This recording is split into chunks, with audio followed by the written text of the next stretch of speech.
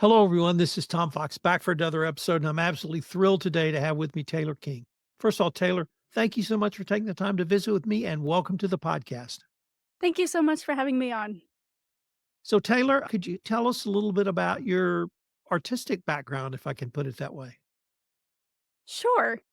So I started acting back when I was in high school, but it was mainly just stage at that point, and I honestly didn't really get into it until my senior year, my junior and senior year. I was still kind of shy to it as of my sophomore year, and then senior year was when I really also got into musical theater as well as just stage and play, and I also started being a part of a lot of praise and worship at my church, so a lot of singing, started singing at weddings, so I have a background in vocal and singing as well, and then when I got to college, I couldn't completely give it up. I wasn't studying to do theater as a major, but I still took a couple of classes as elective credits, and I got involved in some student-led organizations who would write their own shows, write their own musicals,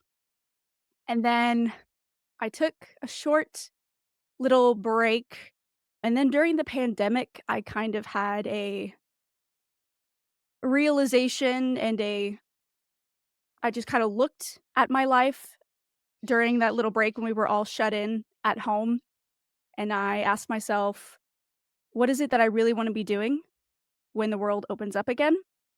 And I came to the conclusion that I really wanted to investigate the world of film, and I wanted to pursue acting professionally.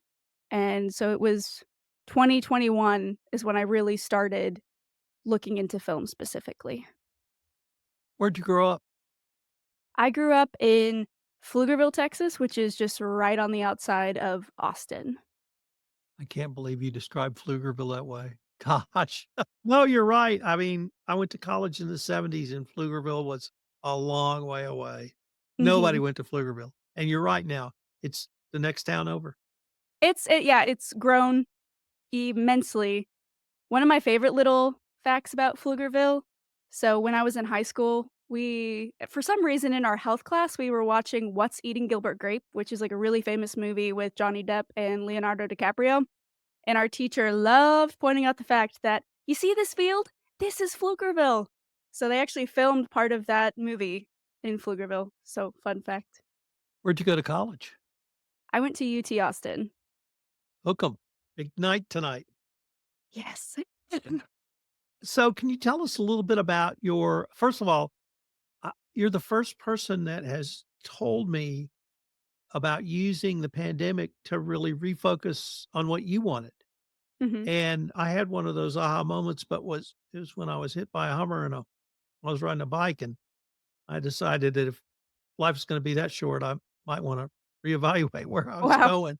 But, so kudos to you for that, and maybe we can explore that on another podcast. But I wanted to ask you, what was your role in Sherlock Holmes' Mare of the Night?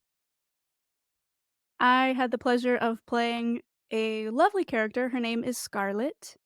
She comes in at the beginning of the movie. I'm not going to give too much away, but she's the girl who comes in and she needs Sherlock's help.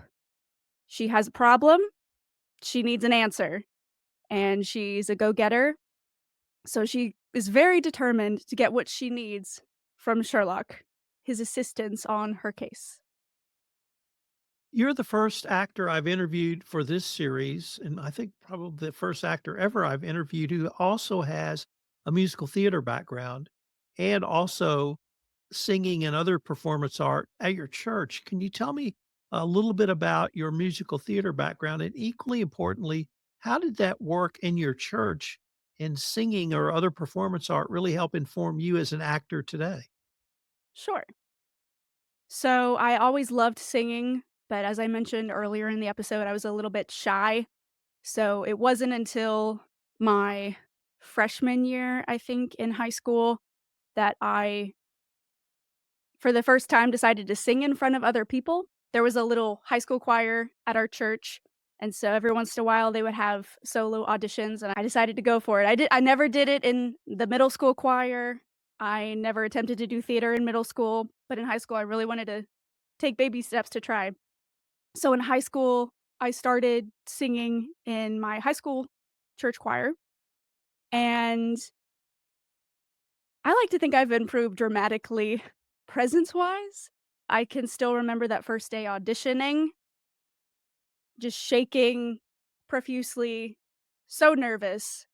And then as I had more opportunities to perform live in front of people, both through singing and voice and through acting on stage as well, I became more comfortable with people having their eyes on me. I became more comfortable in exploring the different parts of the character with inside myself. Musical theater, yes, that was probably my main focus in junior and senior year of high school. I wasn't always the best dancer, I'll be honest, but I loved to sing. I still do. Are you involved in martial arts at all? Yes, I am. Almost 3 years ago now, I started taking a Muay Thai, which is very similar to kickboxing. A lot of people call it kickboxing on steroids. It adds in a couple extra elements like elbows, knees, and something that they call the clinch, which is you kinda get closer combat. But yes, I so at the same time I was starting my acting career, I was trying to build my resume, and so not only through experience, I was looking at my skill set and saying, "What's something interesting that I could put on there?" And I always thought it'd be fun to try kickboxing, and then I did a little bit more research. I was looking for kickboxing gyms, and somehow I stumbled on Muay Thai, and I think this looks cool. So, I started taking Muay Thai almost 3 years ago. I only intended to do it for a year. I wanted to do it for a year, get good enough to where I felt comfortable putting it on my actor's resume, but I loved that. I fell in love with the people who are in the community, so I've continued doing that on the side as well. I understand this was your first feature film experience. Is that correct? Yes, very first one. So, what drew you to this project? At the time, I was really just looking at all the casting calls that were posted and available. Now, granted, sometimes you submit yourself for a project and then you'll get a script back and you'll take a look at it and you think, okay, I'm not really sure that this would be a good fit for me. It's not something that really sparked my interest. But when I saw the callback or the audition posting for Sherlock, I was a really big fan of the BBC Sherlock series with Benedict Cumberbatch. So as soon as I saw Sherlock, I thought, ooh, this looks really interesting. And then I submitted myself and I got the script to send in what they call a self-tape for the actors. It's in place of an in-person audition, so they can get the first look at you. And I was really impressed with the writing of the script. Sherlock Holmes, he's a very particular kind of character. He speaks in a particular kind of way. He's known to be very intelligent. He's known for certain language. So when I saw the script that was written, I thought, okay, this person, they know what they're talking about and they're really interested in doing a good job. So as soon as I saw the script, I knew that I wanted to be involved. As I mentioned earlier, I've interviewed many of your colleagues, some of whom played, for instance, Les Best played Sherlock Holmes himself. So we had actors playing very well known, very established characters. Your character may have been less well known or may have actually been written in for the movie, but I wanted to ask you, did you feel that sort of gravitas or that you were a part of something bigger than yourself because you were acting in a Sherlock Holmes movie? You mentioned your love of the BBC series. I have that same love. I'm doing the entire Conan Doyle oeuvre on a podcast series about Sherlock Holmes. But even for an actor like yourself, playing a character who may not have been written into any of the short stories, did you still feel that sort of gravitas of, "I'm part of something that literally goes back nearly 150 years now"? Yes. I felt a lot of pressure for 2 reasons, mainly, honestly, because of the people that I was working with. My character, she is written specifically for the film, but working alongside of the other actors, working alongside Les and Michelle, honestly, just seeing the energy and the motivation and all the input that they were bringing into it, it set such a high bar for everybody, for all of the actors, for all of the set and tech and makeup crew. I think we all felt that this was really something special. Yes, indeed, because it is Sherlock and it's something that people are going to have expectations for. And then again, just because of how everyone was just showing up to begin with. And that really leads to my next area I wanted to explore, with you, which was the collaborative nature of the entire production. You obviously mentioned the other actors, but you also mentioned the set crew, the tech crew, the producers, the assistant producers, CJ himself. Could you speak a little bit about the collaboration? And if you want to limit it to your character, that's fine. But what did that mean for you personally? Absolutely. Yes, there was collaboration on all aspects. My main job was an actor, but there's scenes in the movie where I'm gonna be able to point to it and say, "I was holding a light board. I was helping to sprinkle snow into the area." Everyone was involved all the time. So a lot of times as an actor, what I learned on this project being my first is that you're gonna be on set for a long time, but you're not always gonna be working in your scene or working in the camera. And that was the amazing part of the entire cast and crew is that no one really wanted to stand around and do nothing. Everyone was always willing to hop in. "How can I help? How can I hold this light? Can I help grab a prop? What can I do to further the story along?" Actors were helping in the tech area. I believe some of the tech crew were first timers, so they were getting to learn a lot on set because they wanted to do an amazing job. I think people were crossing over in their areas. There were people who had never done makeup before who were like, "I'm gonna learn how to do makeup so I can help in this area." The collaboration between the other actors and with CJ, that was a lot of pre-work before even coming to set. I think other actors who have been on the podcast mentioned how CJ always made himself available.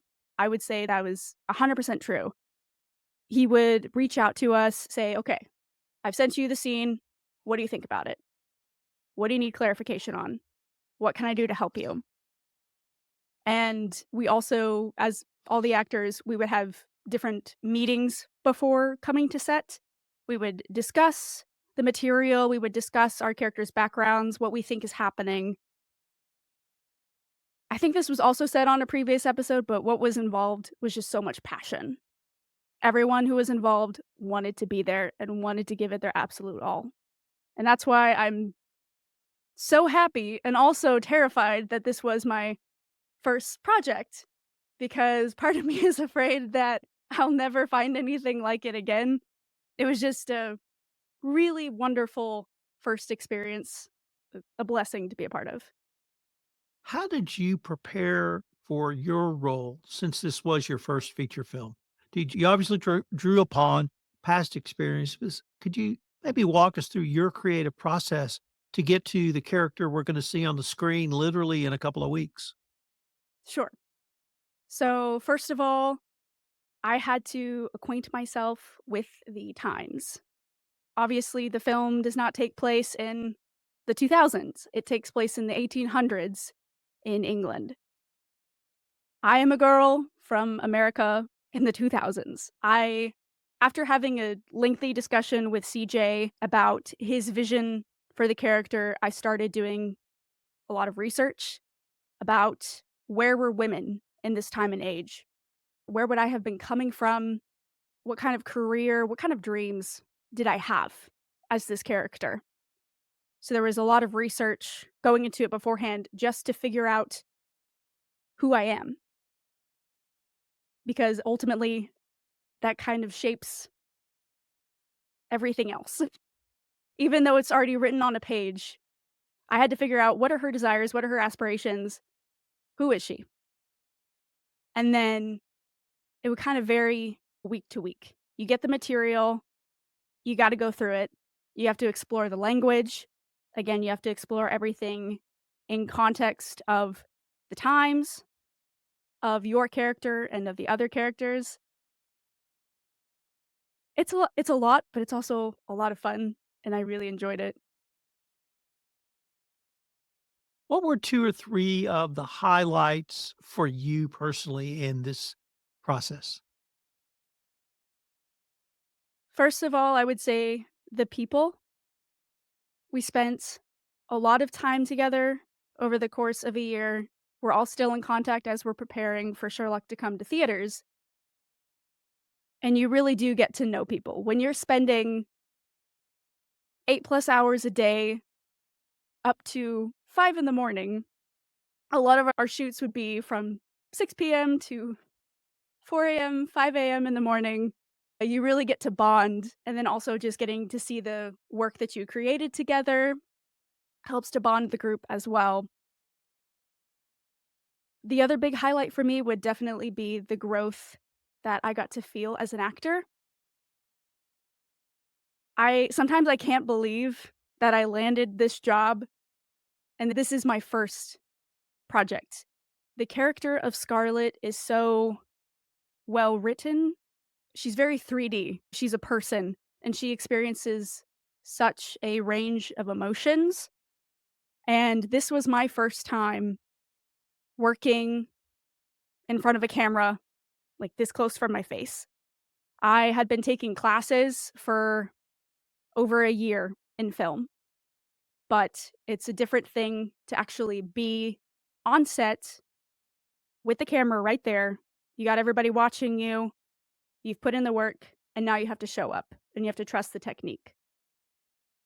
So there were times where some scenes were difficult for me. I just I didn't expect all the nerves that I had. But by the end of the project, I did some scenes that I wouldn't have been able to do when I first started. As I think my character grew throughout the course of filming, I really got the chance to grow as an actor.